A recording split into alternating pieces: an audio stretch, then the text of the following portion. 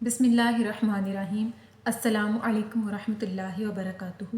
امید کرتی ہوں کہ تمام دیکھنے والے خیر و عافیت سے ہوں گے، اللہ تعالیٰ کی رحمتوں کے سائے میں ہوں گے۔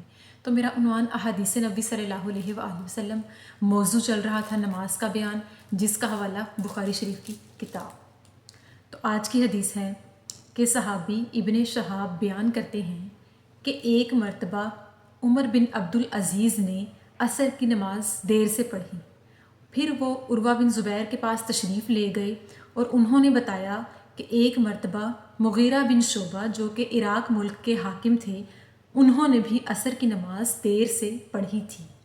پھر ان کی خدمت میں ابو مسعود انصاری آئے اور انہوں نے انہیں بتایا کہ جب جبریل علیہ السلام رسول اللہ صلی اللہ علیہ وآلہ وسلم کے پاس تشریف لائے تھے تو پھر جبریل علیہ السلام نے نماز پڑھی، پھر نبی پاک صلی اللہ علیہ وسلم نے نماز پڑھی، پھر جبریل علیہ السلام نے نماز پڑھی، پھر نبی کریم صلی اللہ علیہ وآلہ وسلم نے نماز پڑھی، پھر جبریل علیہ السلام نے نماز ادا کی، پھر آقا علیہ الصلوۃ والسلام نے نماز ادا کی۔ پھر اس کے بعد جبریل علیہ السلام نے فرمایا کہ میں اسی طرح سے حکم دیا گیا ہوں۔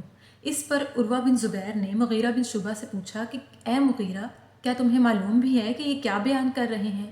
تو انہوں نے فرمایا کہ ہاں، یہ رسول اللہ صلی اللہ علیہ وآلہ وسلم کو نماز کے اوقات عمل کر کے بتا رہے ہیں۔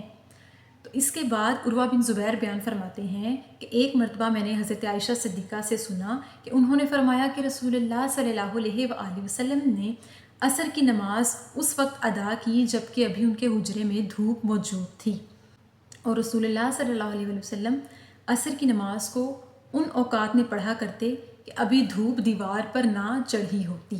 اس حدیث مبارکہ کی وضاحت یہ کہ رسول اللہ صلی اللہ علیہ وآلہ وسلم نے عصر کی نماز کس وقت میں پڑھی۔ عصر کی نماز کو آقا علیہ الصلوۃ والسلام نے بالکل اسی طرح سے ادا کیا جیسے کہ جبریل علیہ السلام نے ان کو عمل کر کے بتایا۔ اللہ تعالیٰ نے حضرت جبریل علیہ السلام کو جس طرح سکھا کر بھیجا، انہوں نے اسی طرح سے آقا علیہ الصلوۃ والسلام کی خدمت میں آ کر آقا علیہ الصلوۃ والسلام کو نماز کے اوقات میں نماز ادا کر کے دکھائی۔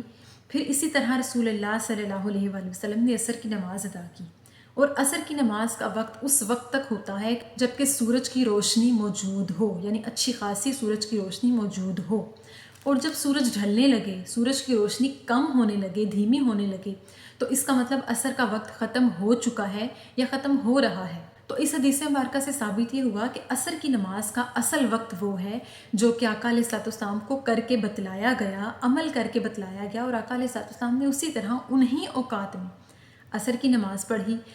پھر جب یہ بات صحابہ کرام نے آپس میں کی تو انہیں پتہ چلا کہ عصر کی نماز کے صحیح اوقات کیا ہیں۔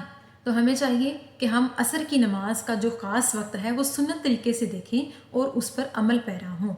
عصر کی نماز کا وقت جو ہے وہ دھوپ کے ہوتے ہوئے ہوتا ہے، اور جیسے ہی دھوپ غائب ہونے لگے، سورج کی روشنی کم ہونے لگے، یعنی ڈھلا ہوا دن دھیما ہونے لگے، تھوڑا سا اندھیرا چھانے لگے اور سورج کی تیز روشنی گم ہونے لگے، تو عصر کی نماز کا وقت ختم ہونے لگتا ہے۔